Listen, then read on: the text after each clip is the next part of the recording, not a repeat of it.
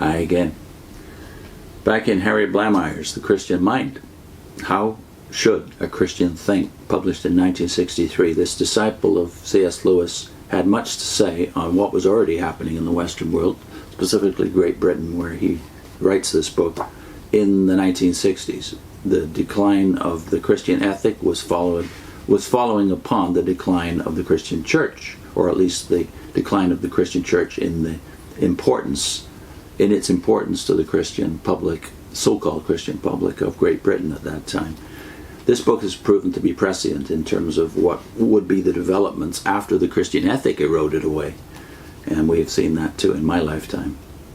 He goes on, the popular modern unwillingness to reckon with the authoritative God-given nature of the Christian faith is bred of the anti-supernaturalist bias which dominates contemporary thinking, and is indeed native and natural to secularism.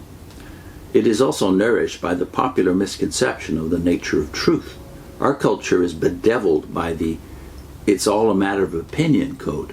In the sphere of religious and moral thinking, we are rapidly heading for a state of intellectual anarchy in which the difference between truth and falsehood will no longer be recognized. Indeed, it would seem possible that the words true and false will eventually and logically be replaced by the words likable and dislikable. I have known educated people, professing Christians, who purposely gather together for religious discussion, men and women representing the widest possible varieties of religious conviction. This was fair enough, but unfortunately their aim, as they put it, was to get everyone to make his individual contribution. How fraught with error this phrase can be, so that collectively they might arrive at the truth. Now there is much to be said, socially and intellectually, for bringing together people of different outlooks and beliefs.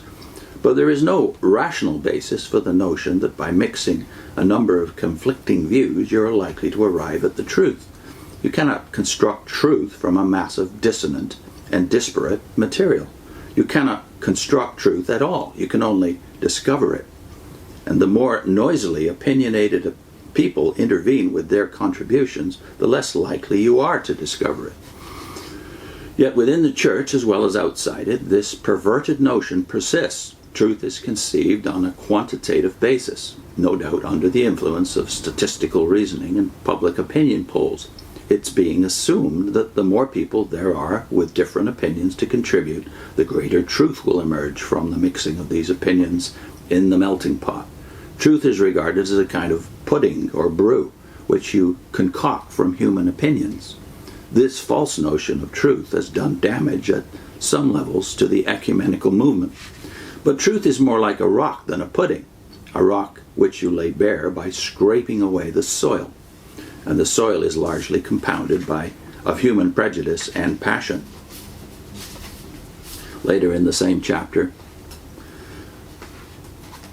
Blamires goes on, my claim is that if we did shift our ground, if we set about reconstituting the Christian mind and began by taking for granted the authoritative God-given nature of the Christian faith and reestablishing in ourselves an unfaltering sense of the objectivity of Christian truth, we should find it an exhilarating procedure.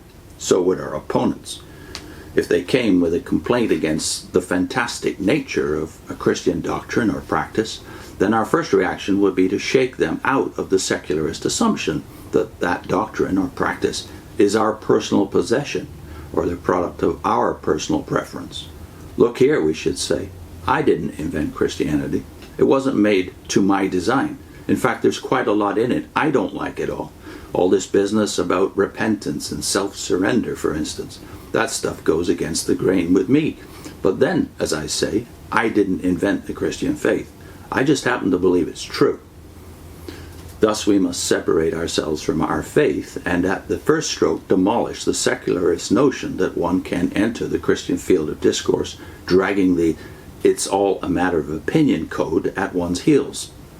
Secondly, we must administer to the secularist mind a further jolt. Look here, we add, no human being invented the Christian faith. It was God's idea. If you think it's a bad idea, you'd better blame God. It's no good blaming me, or the rector, or the bishop, for the character of the Christian faith. You'll have to blame God. He gave us this Christianity. We can accept it, we can reject it. but we can't tamper with it as though it were something put together by human hands or human brains. Thus, to take another example, when the critic comes along and says, "Of course I believe in God, but I've got no use for the church. I can't see the need for it." Then we are tempted to start arguing the case for the church on the secularist presupposition that it is a human construction. We're led into arguing on theoretical grounds that the church is a good thing because it brings people together, or that an organized institution is logically appropriate within the scheme of salvation. And up to a point, this may be a useful way of reasoning. But there is no doubt that if we think Christianly, we shall affirm the church as a fact, and a divinely guaranteed one, before we defend its existence on logical grounds. We shall tell our critics that to talk of not seeing the need for a church is to imply that Christians need not have bothered to have a church, whereas, of course, Christians did not invent the church. It is not something which they could either have had or not have had. We must not talk, and we must not allow critics of the church to talk as though the apostles sat around a table in the early days, and one of them said, "I propose we have a church," and another said, "I second that," and it was carried. For the church was not manufactured to a human plan. The church happened. God made it, not man. He came to earth and left the church behind him. Therefore, to talk of not seeing the need for the church is like talking of not seeing the need for the moon. The church, like the moon, is not a human project, but a divine creation. It is before us. God put it there. Speculators might argue that, in his omniscience and wisdom, God might have thought up some different instrument of salvation, just as he might have devised a different means of lightening our darkness at night. But where does that kind of speculation get us? We are not concerned with what God did not do. We are concerned with what he did. And one of the things that he did was to come to earth and establish the church. I'll put a link into the great question, "Who do you say that I am?" In the very same passage where Christ says, "I will build my church and the gates of Hades will not prevail against it."